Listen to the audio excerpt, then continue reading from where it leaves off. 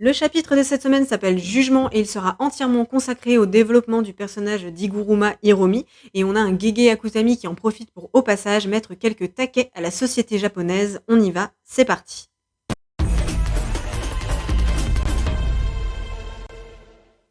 Bon, cette semaine, je vous préviens, on va passer rapidement sur le résumé du chapitre pour plus parler du fond du personnage d'Iguruma et ensuite de ce que Gege a voulu nous faire passer comme message à travers cette histoire, puisque si dans la forme il n'y a pas énormément de choses à dire, dans le fond c'est autre chose. Donc on commence avec le petit condensé, mais je t'invite à rester aussi pour la suite.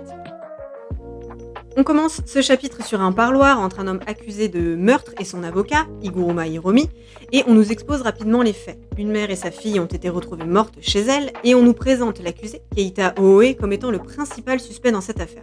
Et effectivement, il n'a pas grand-chose qui joue pour lui. Il fuit d'abord un contrôle de police, puis on retrouve en sa possession un couteau avec l'ADN des victimes. Sauf que Keita explique qu'il est innocent, et que ça n'est pas lui, et qu'il a trouvé le couteau par hasard. Et alors le moins qu'on puisse dire, c'est qu'on nous présente Iguruma comme étant un avocat consciencieux, puisqu'il fait carrément le travail de la police en reprenant toute l'affaire, et il finit par découvrir que le fameux couteau n'avait pas été retrouvé à son domicile, qu'un homme de sa résidence avait mystérieusement disparu au moment des faits, et même qu'une caméra l'avait enregistré à l'heure du crime. Tout ça mènera dans un premier temps à la relaxe de l'accusé. Malheureusement pour lui, en deuxième instance, les médias et l'opinion publique passant par là, il sera condamné à la prison à vie, sans autre preuve de la partie civile que l'argument qui dit, je cite, « Il n'existe aucune raison qui aurait pu pousser le disparu à commettre le crime ». Un troisième recours est alors possible, mais quasiment perdu d'avance, puisqu'il ne révise que très rarement le jugement émis en appel. On lit alors une forme d'incompréhension sur le visage d'Iguruma, et c'est à ce moment-là que son pouvoir s'éveille. Le juge énonce la possibilité du fameux troisième recours. Il se saisit alors du marteau de juge, le visage griffonné en noir. On a ensuite le droit au panel final, où on peut voir sa technique occulte se matérialiser sous la forme d'une balance à tête humaine, les yeux cousus, prêt à rendre sa propre justice. Voilà pour le résumé. Comme je t'ai dit, c'est plus court que d'habitude, mais t'inquiète, j'ai encore des choses à dire. Déjà, petite remarque au pluriel, avant de vous donner mon avis, je trouve qu'avec Iguruma, on est sur une dynamique de développement un peu différente par rapport aux autres personnages. Et récemment, j'ai vu qu'Akutami avait commenté la bande-annonce du dernier Spider-Man, et ça fait tilt en fait. Je trouve qu'on est totalement sur la naissance d'un super vilain à la Marvel ou à la DC dans ce chapitre. D'ailleurs, Iguruma m'a fait fort penser au personnage de l'épouvantail dans la trilogie du Dark Knight de Nolan, qui dans le dernier volet est carrément un juge qui condamne les puissants à la mort ou à l'exil sur un lac gelé. Ce qui, spoiler alert, si vous n'avez pas vu le film, revient au même. On notera aussi le petit parallèle plus ou moins subtil avec le monde des exorcistes quand l'ancienne collègue d'Iguruma lui dit sur le banc d'arrêter de s'occuper d'affaires désespérées. Eh bien, qu'est-ce qu'il nous répond ? Qu'il veut protéger les laissés pour compte, les plus faibles. Si ça, c'est pas un clin d'œil à Yuji, je m'y connais pas.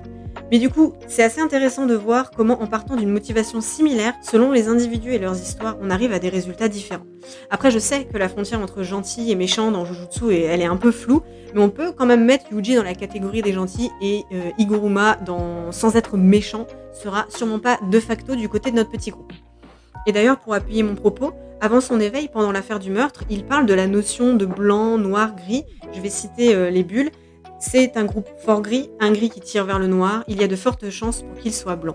Ce qui me fait penser qu'à ce moment-là de l'histoire, il a encore foi en une forme de justice conventionnelle, et du coup, en voyant la fin, ce qui me fait supposer qu'il sera pas vraiment du côté des gentils, c'est quand il dit vouloir rendre la justice les yeux grands ouverts, en opposition avec la déesse de la justice, qui porte un bandeau sur les yeux.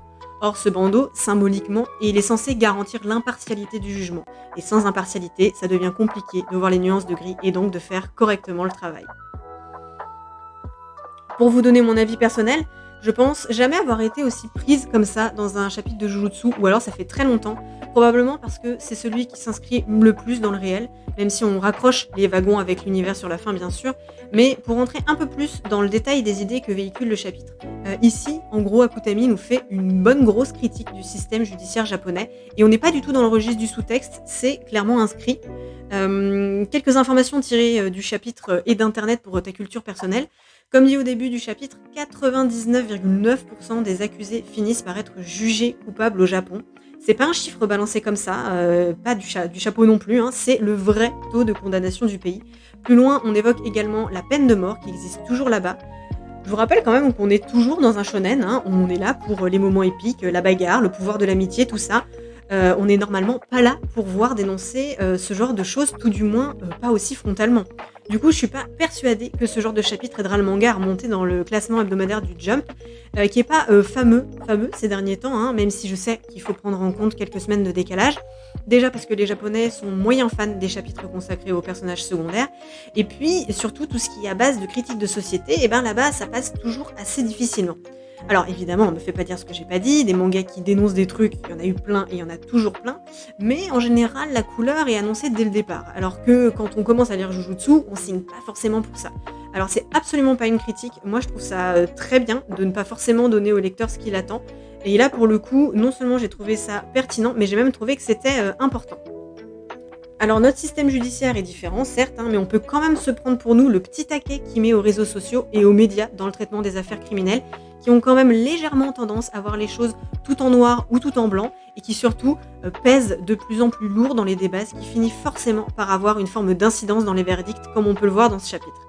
Et ça, c'est des idées qu'il arrive à nous faire passer de façon hyper fluide, sans que ça vienne parasiter le récit du personnage d'Iguruma, puisque ça passe soit par des encarts du narrateur, soit par les pensées de Shimizu, sa collègue, et ça, c'est plutôt finement joué, je trouve, en termes de narration. En bref, j'ai pas le souvenir d'avoir vu un personnage être aussi efficacement introduit dans l'univers, surtout en un seul chapitre, vraiment tour de force d'Akutami sur ce coup-là. Iguruma restera probablement un personnage secondaire dans l'histoire, donc on n'a pas vraiment besoin d'en savoir plus pour le moment. Mais en tout cas, je note vraiment l'effort de l'auteur de pousser le niveau de détail à ce point-là, même pour les personnages de second plan.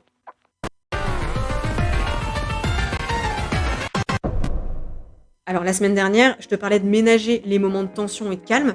Alors j'irai pas jusqu'à dire qu'on était sur un chapitre calme, comme j'ai pu le lire ça et là, parce que comme je t'ai dit, perso, j'ai vraiment été prise dans ma lecture, mais on fait clairement baisser la tension tout en faisant avancer l'histoire. Pareil, en termes de narration, on est sur un sans faute. Donc je sais pas si Akutami a définitivement réglé ses problèmes, entre guillemets, de rythme, mais j'ai l'impression qu'on est sur la bonne voie, en tout cas pour ce que moi je cherche de la suite de cet arc. Les réactions de cette semaine, un peu à l'image du chapitre, hein, assez tranquille, finalement probablement dû au fait du, entre guillemets, encore une fois, manque d'action. J'ai remarqué néanmoins que de plus en plus de gens notent des ressemblances avec Hunter x Hunter. C'est vrai que j'ai déjà évoqué la chose ici, mais on commence vraiment à voir des similitudes de plus en plus franches avec le manga de Togashi dans la quantité d'explications, la complexification des techniques de ces personnages, et comme on a pu le voir depuis la reprise, hein, d'ailleurs, et même dans le trait graphique, moi je trouve qu'il y a quelque chose. Voilà, je crois que j'ai tout dit, c'était plutôt dense. J'espère qu'on aura un peu de Hajime bientôt. Je pense pas être la seule à avoir été hypée par le perso, donc peut-être la semaine prochaine, j'espère. On verra, Gege surprend-nous.